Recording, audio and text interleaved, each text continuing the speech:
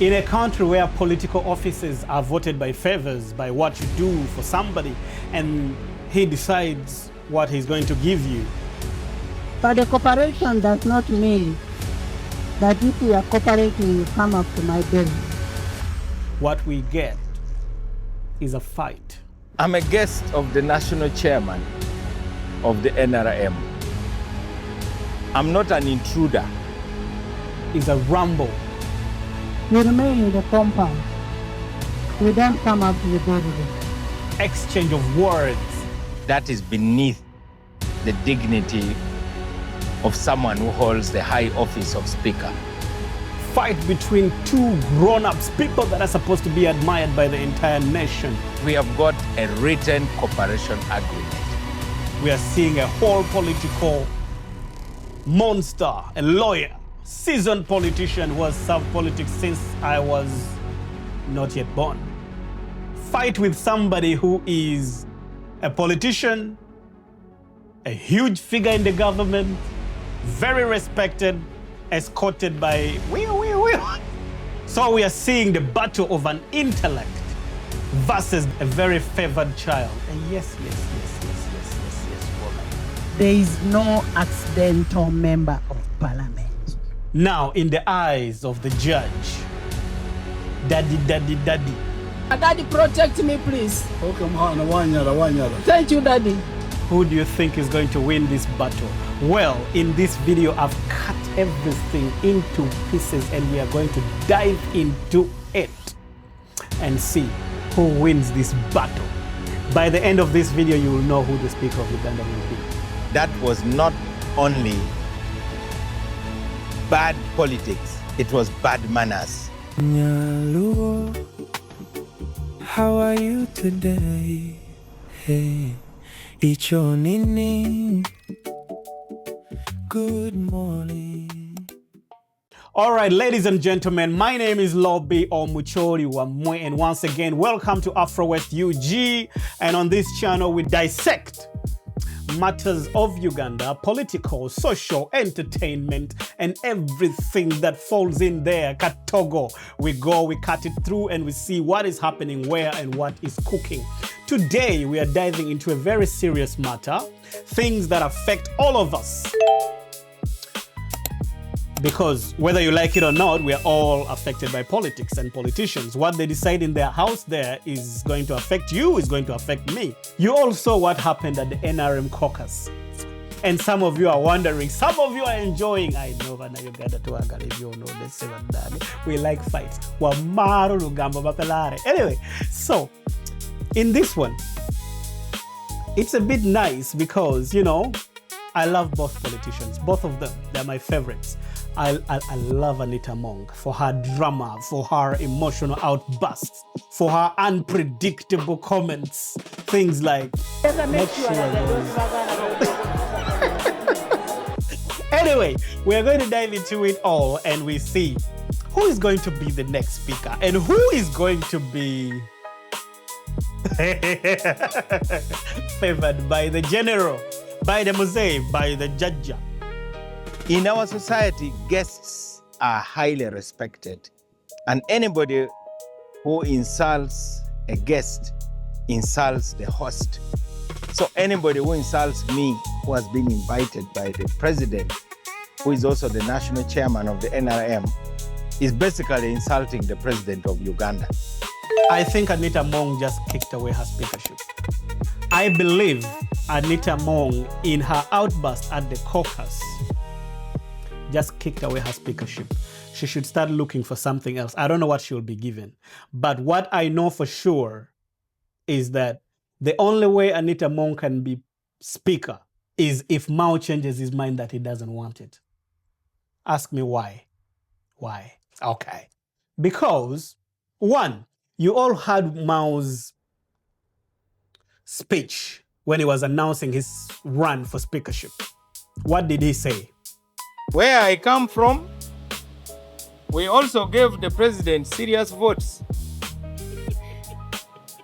More than 80% on average. So this time we have a claim on the political cake. Whoa. And you know what he means by that? From the beginning of time, from the beginning of Uganda, since Uganda was born, the political atmosphere of Uganda is decided by two tribes. Like it or not, the Acholi and the Baganda. I hate being tribal, but this is a fact. You can only argue if you don't like truth, but the truth is the political atmosphere, the political wave of Uganda from the beginning of time. Obote coming in, Obote sided with the Acholi against the Baganda. He sided with the Acholi more and tortured the Baganda. Why? Because the Baganda were supporting the king, and Obote needed support from the other side. So he sided with the Acholi, and most ministers what were coming from the Acholi sub-region. When Amin came in, to make sure he grabs power, what do? You side with the Baganda. He went and brought the Kabaka back home to be buried like a king. He went, then he started being against the Acholi. All the Acholis, they kill you because they believe that you are supporting Obote. This is where the people like St. Janane Luwum lost their lives, and the rest.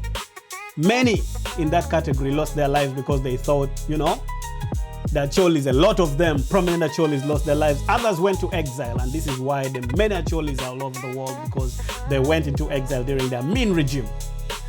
Now, I'm trying to show you, Amin came in, favored the Baganda, worked with the Baganda, and then turned against the Acholi. As soon as he left, Obote came in, again worked with the Acholi, turned against the Baganda.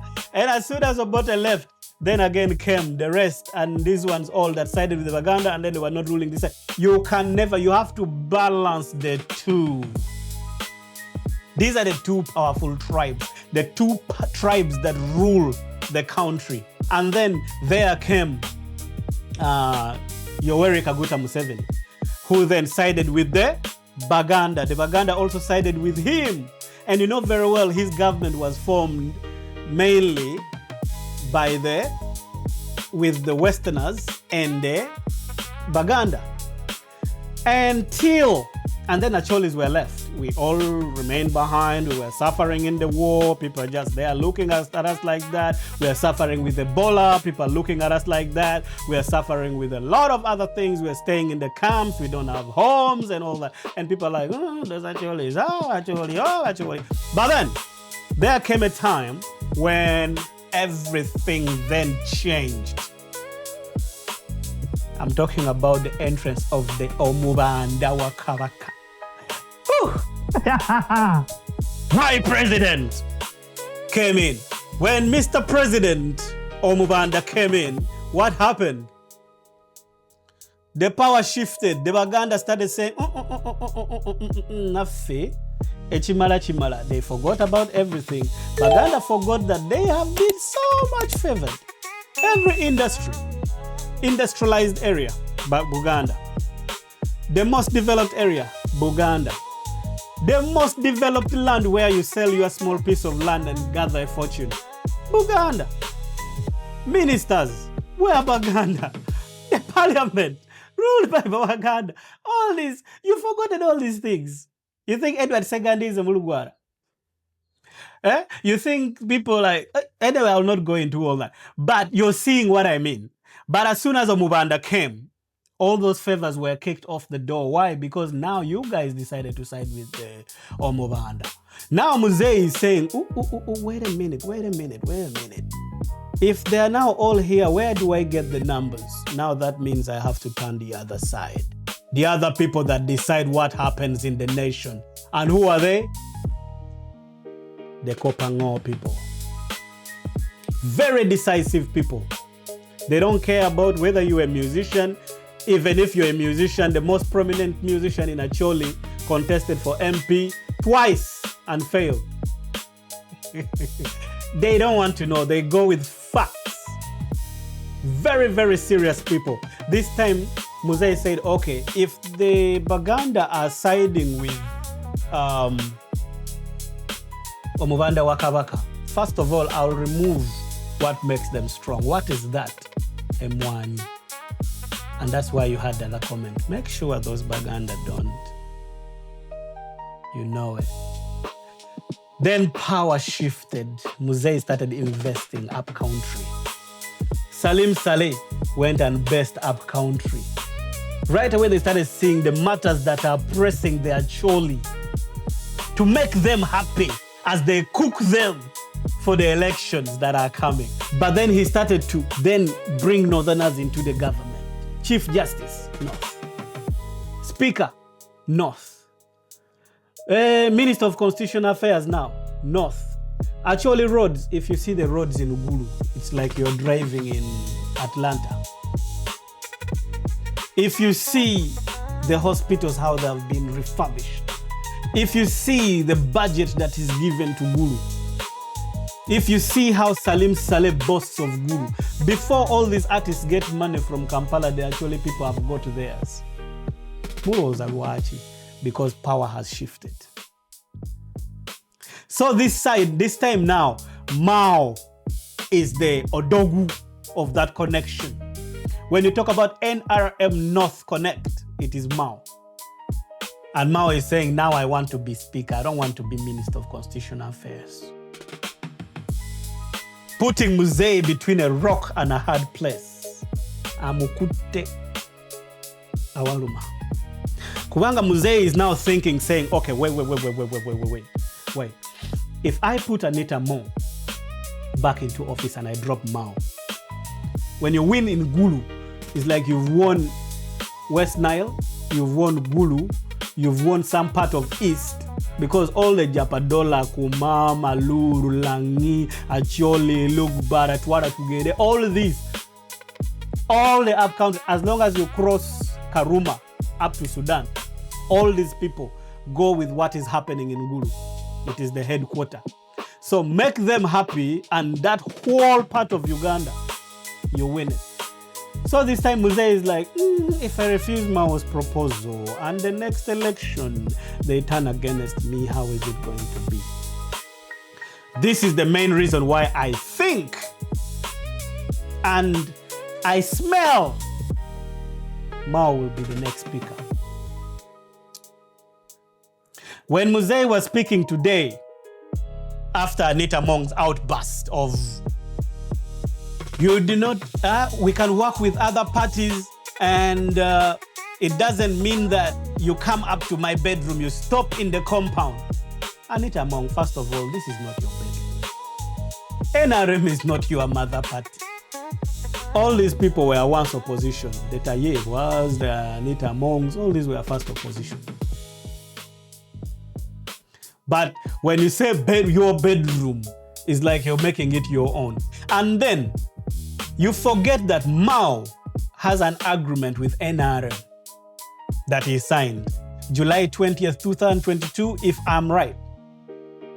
This agreement grants Mao the utmost permission to attend government meetings. And according to Emmanuel Dombo, Mao is also allowed to attend the NRM Caucus on invitation. And Mao stated openly saying, I was invited by the head of the house.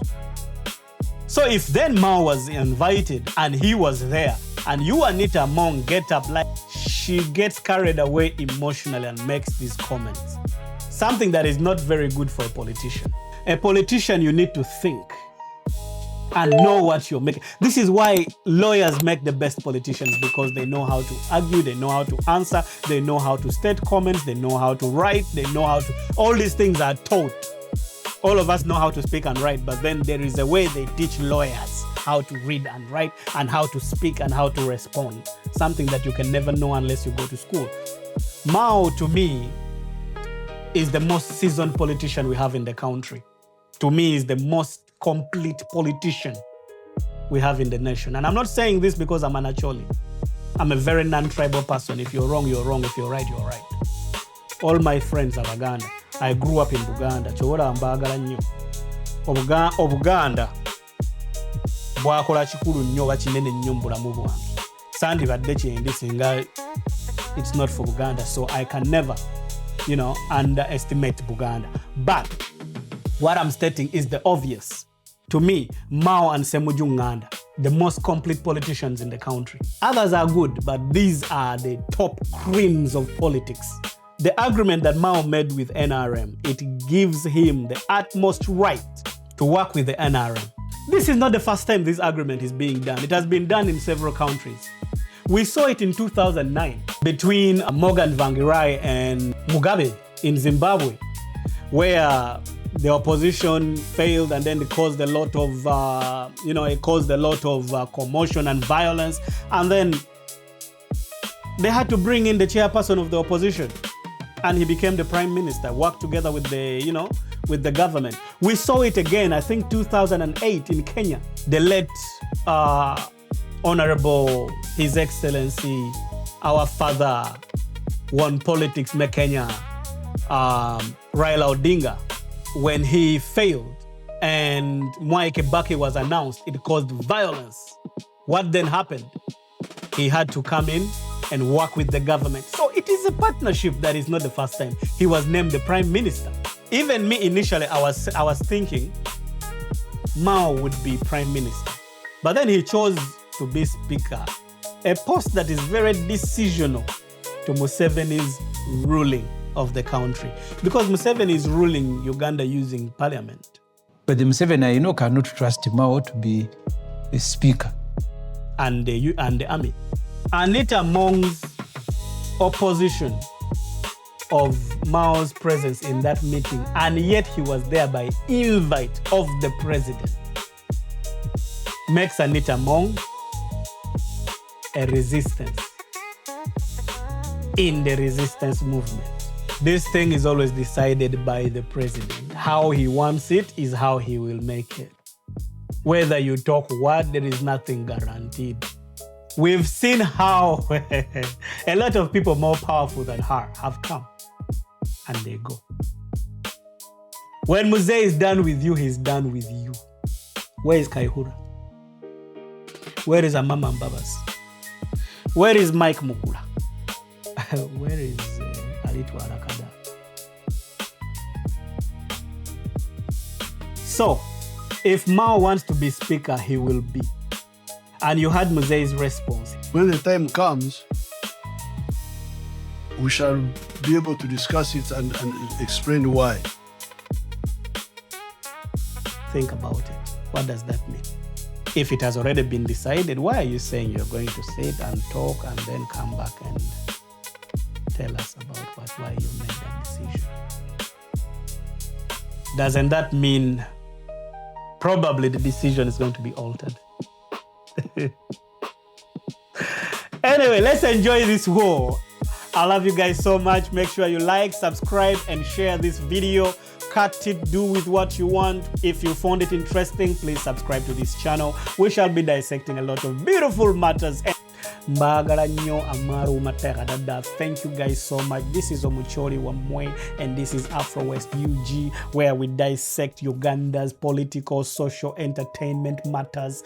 It is all cooking and cooking and cooking, and I love you guys so much. See you guys in the next video. Subscribe. How are you today? Hey, icho nini?